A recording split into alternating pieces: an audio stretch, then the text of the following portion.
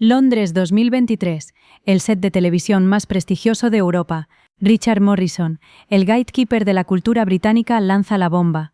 No le pregunta a Shakira sobre su música, le pregunta por lo único que Europa quiere ver en Colombia: drogas, violencia, pobreza. No exactamente el ambiente más propicio para criar a una estrella pop mundial, ¿no te parece?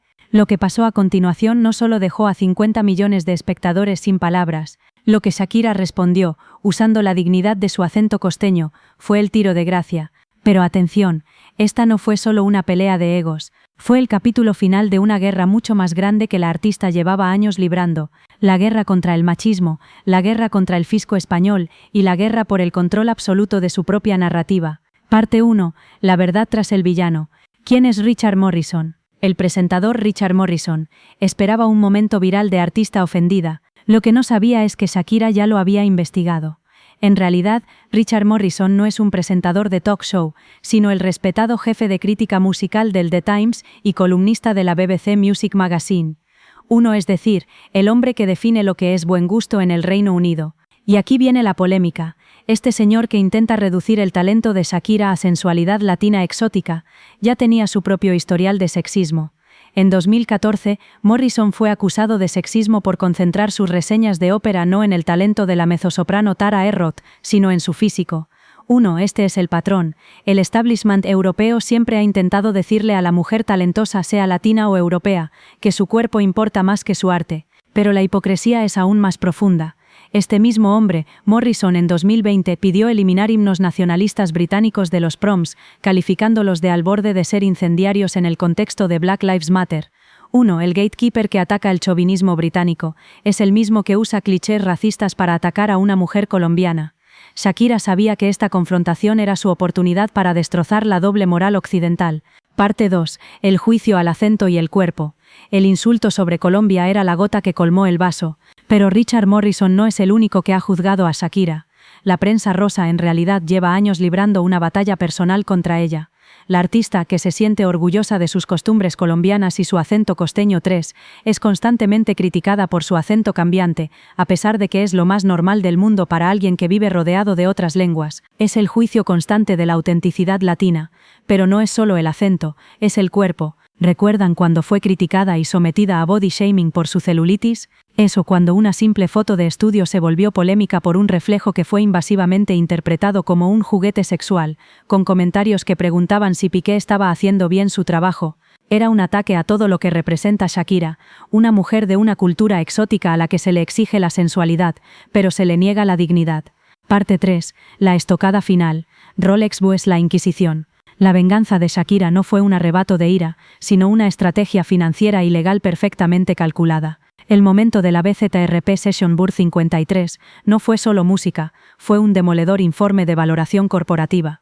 La artista transformó su dolor en oro, y en una declaración de superioridad brutal: yo valgo por 2 de 22. Cambiaste un Ferrari por un Twingo. Cambiaste un Rolex por un Casio. A mucho gimnasio, pero trabaja el cerebro un poquito también. Ella no estaba enviando un mensaje, estaba declarando que su valor neto, su intelecto y su marca global son intocables, mientras su expareja se conformaba con reemplazos low cost. La música se convirtió en un arma de precisión. Pero el mayor gancho polémico de la vida real de Shakira es su batalla contra la Hacienda española. Mientras Richard Morrison atacaba su país, Shakira estaba acusando al Estado español de algo mucho más grave. Las cosas no se solucionan quemando en la hoguera a una figura pública al año, como si se tratara de un proceso de la Inquisición para recuperar el prestigio perdido. Comparar al fisco español con la Inquisición es el clímax de la confrontación política. Ella y otros artistas se sintieron un chivo expiatorio del gobierno. Y aunque aceptó la condena multimillonaria en 2023, lo hizo con una condición de madre: decidí llegar a un acuerdo por el bien de mis hijos para tomar de vuelta mi vida. La condena se convierte en un sacrificio. Si alguien intenta acusarla de avaricia por sus problemas fiscales, Shakira tiene la respuesta más poderosa: su fundación. Mientras la prensa la juzgaba, su fundación Pies Descalzos ha apoyado a más de 224.000 niños y jóvenes en Colombia. 14. No solo eso, en 2024 continuó con la construcción de un parque pedagógico y un colegio para unos 200 estudiantes en Tibú el Catatumbo. 15. Catatumbo es una de las zonas más vulnerables y afectadas por el conflicto armado en Colombia. Shakira no solo defiende a Colombia con palabras, invierte en su futuro, en las zonas donde el Estado falla, construyendo una infraestructura social que es el blindaje moral perfecto contra cualquier acusación de avaricia. Richard Morrison se disculpó y fue transformado por un viaje a Barranquilla, pero el legado real de Shakira es mucho más grande. Ella nos enseñó que la diversidad no es una limitación, es una superpotencia. Nos demostró que no tienes que elegir entre tu acento y tu sueño. Y lo más importante, nos mostró que la forma más poderosa de responder a la ignorancia no es la ira, sino la facturación y la transformación. ¿Y tú, qué parte de tu historia estás monetizando? Deja tu comentario y suscríbete para más historias de cómo el trauma se convierte en el mayor activo de un icono global.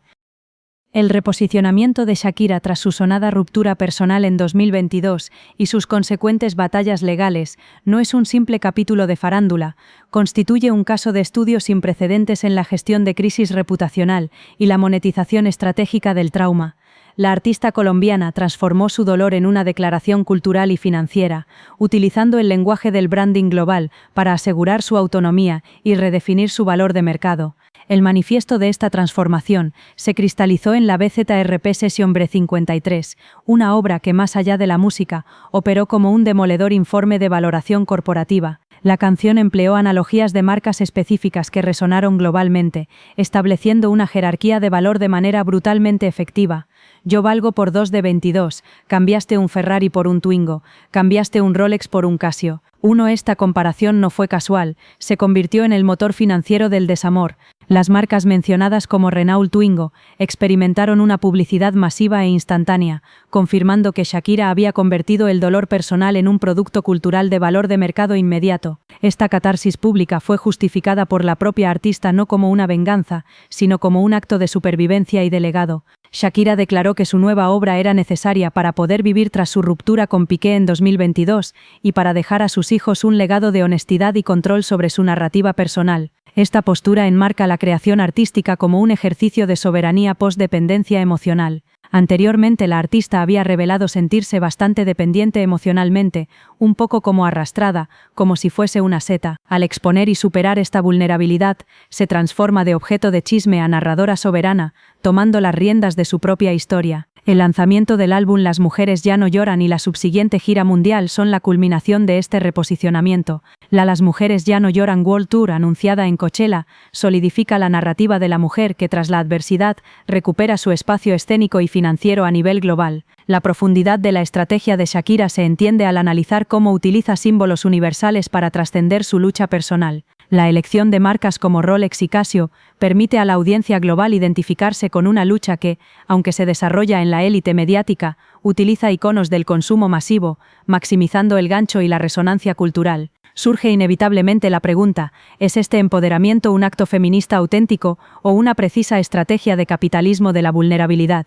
La maestría de Shakira reside precisamente en la fusión de ambos. La crítica subyacente a su expareja trabaja el cerebro un poquito también, va más allá del rencor personal, estableciendo un nuevo estándar de valor donde la inteligencia y la longevidad profesional superan la superficialidad mediática. Además, la línea Yo valgo por 2 de 22 se interpreta como una declaración de valor neto y resistencia.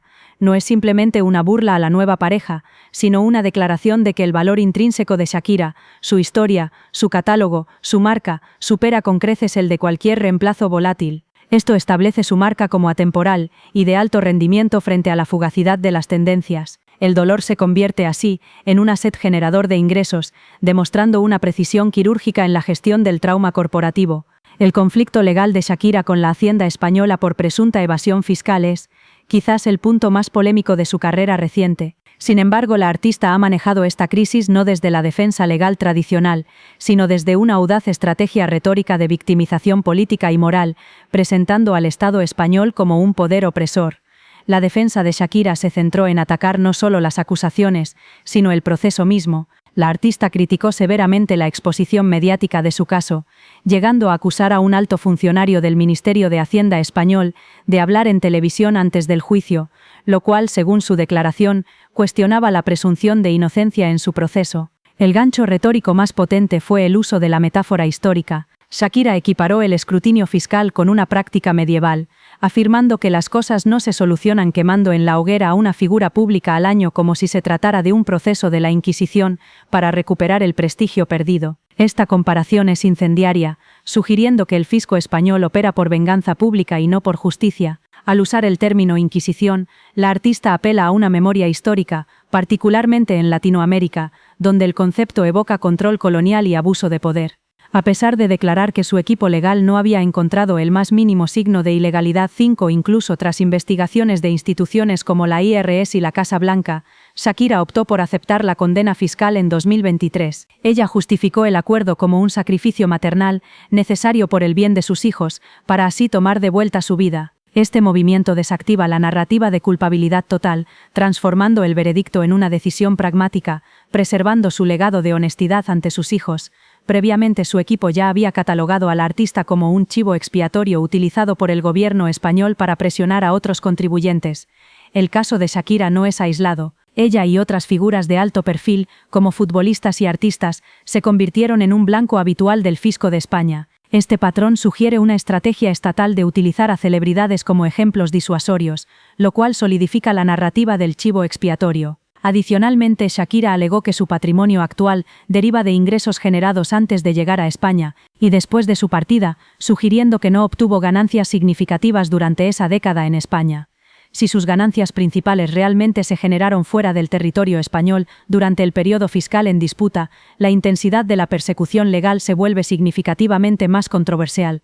Esta crisis legal, en lugar de destruir la marca de Shakira, la relocalizó moral y geográficamente. Si la hacienda española fue inquisitorial, su mudanza a Miami se convierte en un exilio justificado. Este cambio no solo le permite distanciarse de los problemas legales europeos, sino que la habilita para abrazar plenamente la identidad de inmigrante luchadora, un rol que maximiza su atractivo en el mercado estadounidense y latinoamericano. La persecución fiscal en Europa, paradójicamente, facilitó su redención moral en América.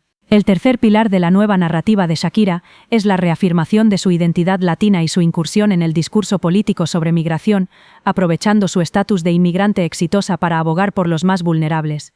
Al mudarse a Estados Unidos tras el conflicto español, Shakira utilizó su plataforma para abordar temas de política social. En una entrevista, describió la vida de un inmigrante en EU-SU como un estado de miedo constante y abogó por que los inmigrantes sean tratados bajo principios de equidad y libertad.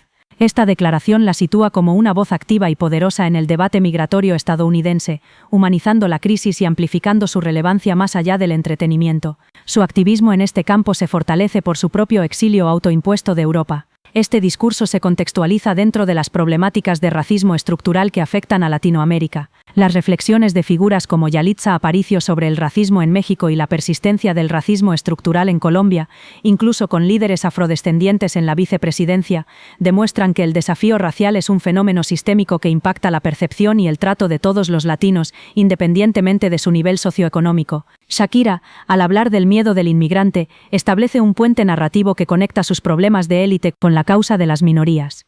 La presión sobre las figuras públicas latinas incluye el escrutinio constante de su autenticidad cultural, a menudo manifestado en críticas sobre su acento.